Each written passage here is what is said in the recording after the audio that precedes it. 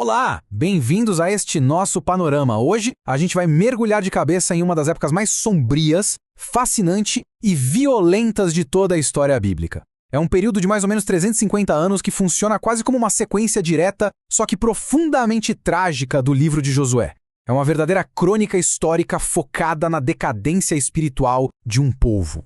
Para basear o nosso estudo, nós estamos usando um material bem denso e estruturado do Seminário Bíblico Casa de Oração para Todas as Nações. Esse conteúdo vai ser o nosso grande guia nessa exploração teológica de uma nação que, de repente, se vê em um estado de crise aguda. A ideia aqui é entender de verdade esse contraste absoluto entre a imensa graça de Deus e o terrível pecado humano. A nossa jornada de hoje vai passar por 5 etapas bem claras. Primeiro, o fim da Era Dourada. Depois vamos entender a espiral de decadência. Em seguida, o fundo do poço. Aí avançaremos para a necessidade de Cristo e, por fim, vamos tirar algumas lições para o presente. Certo, vamos direto ao ponto na nossa primeira sessão. O fim da Era Dourada e a amnésia espiritual. Sabe o que é mais chocante logo no começo? É o contraste brutal que acontece de uma geração para outra. Pensa bem, a Era de Josué foi marcada por uma obediência claríssima, por conquistas e por uma confiança total em Deus. Mas aí, logo em seguida, a Era dos Juízes é definida por pura idolatria, derrotas constantes e rebelião. É literalmente um povo que sofre de uma amnésia espiritual crônica. Eles simplesmente esqueceram a própria identidade, esqueceram a aliança e apagaram da memória todos os milagres que os levaram até a Terra Prometida. E como foi que essa queda tão catastrófica aconteceu? A resposta está num conceito-chave: sincretismo religioso. Basicamente, os israelitas falharam de propósito na ordem divina de expulsar os cananeus. Em vez disso, a galera decidiu tolerar e conviver com eles. O resultado foi uma mistura tóxica, um compromisso fatal. Eles começaram a misturar as crenças puras da Aliança do Sinai com os cultos pagãos dos vizinhos, tudo numa tentativa de garantir colheitas melhores e mais riquezas.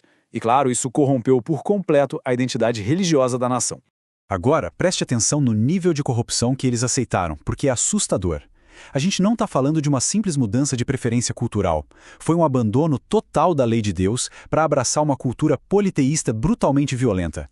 Eles começaram a incluir prostituição nos rituais com a desculpa de garantir a fertilidade da terra.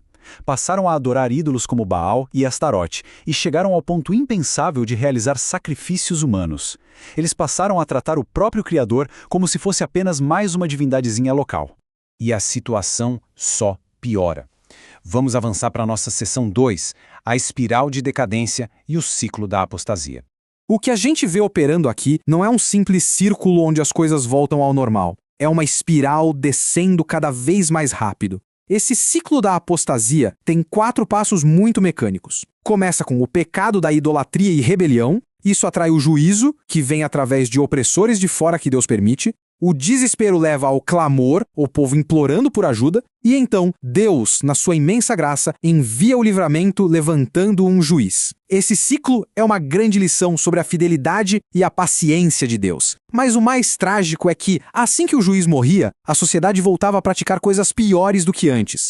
E se a gente observar a linha do tempo desses líderes, o colapso moral da nação fica escancarado geração após geração. Começamos lá no topo com Otoniel, que é o padrão ideal, sem falhas registradas. Depois, descemos um degrau com Eude, que usa de assassinato furtivo. Temos Débora precisando liderar porque os homens como Baraque entraram em crise e hesitaram. Aí vem Gideão, que até vence batalhas, mas cai na armadilha de criar um objeto para idolatria. A espiral desce ainda mais com Jefté, que demonstra uma ignorância teológica tão absurda que faz um voto impensável e trágico envolvendo a própria filha. Até que a gente bate em Sansão.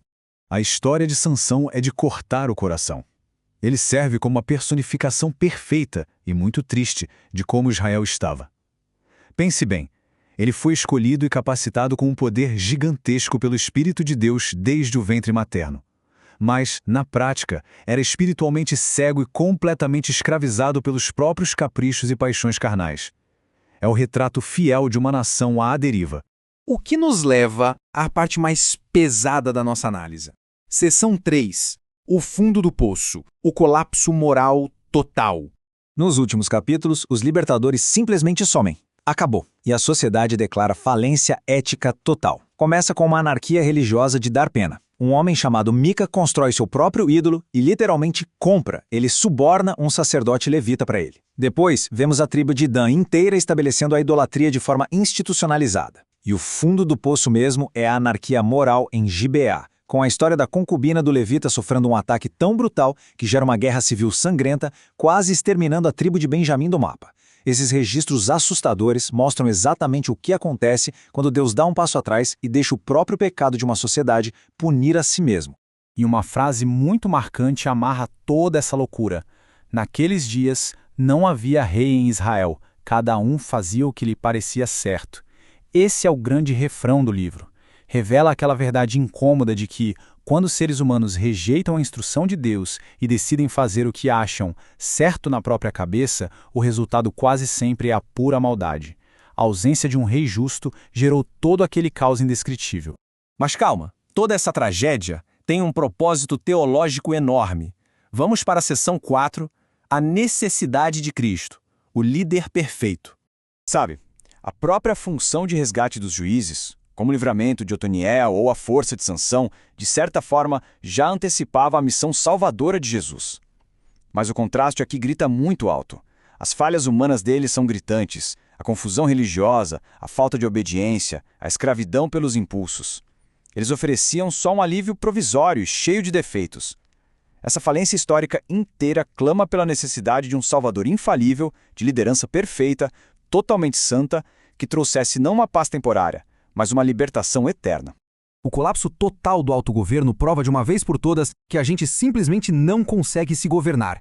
Esse vácuo gigantesco de liderança foi estruturalmente necessário para preparar o terreno para a manifestação do reino de Deus. Isso gerou uma dependência absoluta da autoridade de um rei perfeito, o próprio Messias. E para amarrar tudo isso, vamos fazer a ponte para os dias de hoje. Entramos na nossa quinta e última sessão, lições para o presente e aplicações atuais. Uma pergunta óbvia que salta de toda essa desordem é a seguinte: como é que Deus age no meio do caos? Quando a sociedade desmorona e a obediência simplesmente desaparece, como a soberania dele se manifesta? A resposta é super encorajadora para os desafios da nossa vida cristã hoje. Deus não perde o controle da história. Ele usa instrumentos falhos que a gente jamais escolheria para realizar a vontade dele. O Senhor não depende de poder convencional ou de pessoas impecáveis. E olha, quando ele disciplina, é movido por um amor pactual gigantesco. Mesmo no meio do caos social, o seu poder se manifesta, preservando as suas promessas, estendendo a mão toda vez que o seu povo clama de coração verdadeiro. E nós temos um alerta moral muito sério para hoje: o sincretismo moderno. A gente precisa entender que aquele sincretismo cananeu não era só sobre estátuas de pedra ou madeira. A ideia é a mesma hoje. É a tentação de diluir a palavra de Deus e comprometer a nossa identidade só para conviver de forma confortável com a cultura ao nosso redor. Tentar misturar os princípios cristãos com os ídolos morais de hoje é um atalho para o desastre espiritual. Então, a gente fecha o nosso estudo com essa reflexão pesada. Diante de tudo que vimos sobre a decadência de Israel, precisamos nos perguntar com toda a honestidade: nas decisões do nosso dia a dia, nós estamos nos submetendo totalmente à justiça do Rei perfeito que é Cristo? Ou a gente continua abraçando aquele relativismo moral perigoso, fazendo só o que achamos certo aos nossos próprios olhos? Compreender o livro de Juízes é entender que a gente depende desesperadamente da graça de Deus. Muito obrigado por acompanhar essa análise e a gente se encontra numa próxima oportunidade explorando mais as Escrituras.